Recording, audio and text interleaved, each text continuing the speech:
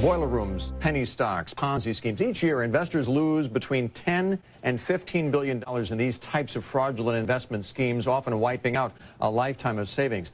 How can you spot these kinds of abuses early, avoid them altogether? Our next guest is securities litigation attorney John Lawrence Allen. He represents investors in some of the most high-profile types of security scams. He joins us today from New York City to talk about this. And you were telling us that there's been a jump in the last 6 months of these types of cases. Any reason why you think of?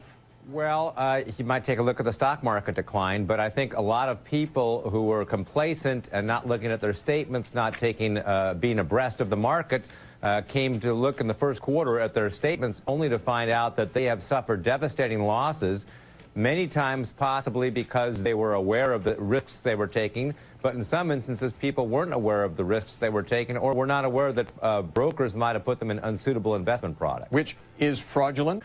Good question. I think that investors bear responsibility to check up on their statements, to take a look at the recommendations made to them. However, if you as a neophyte investor walk into a brokerage company, let's say you're age 55, your children have already been educated, you're starting to plan for your retirement, and you say, you know, I don't want to take a lot of risk. I'm willing to do better than a CD. I've seen a great market rally. I'd like to participate, but I'm not really a risk-oriented investor. And a broker recommends .com stocks, internet stocks, computer stocks after a 7-year meteoric rise.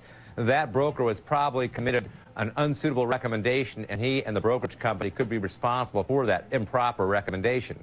So, I mean, we're just showing here the types of fraud that, and there were 3 types that you were itemizing for us, but what essentially can an investor do to avoid these kinds of fraudulent conditions? Well, I think the key element that runs through all fraud is trust.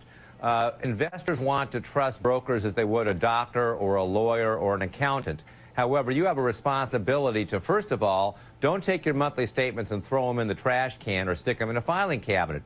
There's a lot of information contained in those statements. If you look at your monthly statements, you understand them and read them, you can uncover unauthorized trading. As an example, you go away on a vacation, you come back and you find out there have been thousands of shares bought and sold in your portfolio. You open up your statements from the previous months only to find out there have been tens of thousands of dollars of transactions. Had you been a responsible investor and looked at your monthly statements, you could have detected this kind of fraud before it occurred.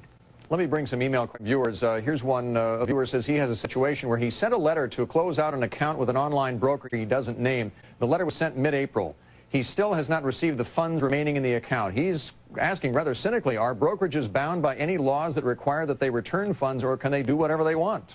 Well, certainly a brokerage company is responsible to return funds if you ask for the account to be closed. And if they don't return those funds, they committed an act called conversion. You could sue them in arbitration to have them provide those funds to you. They're responsible and are required under the law to do that.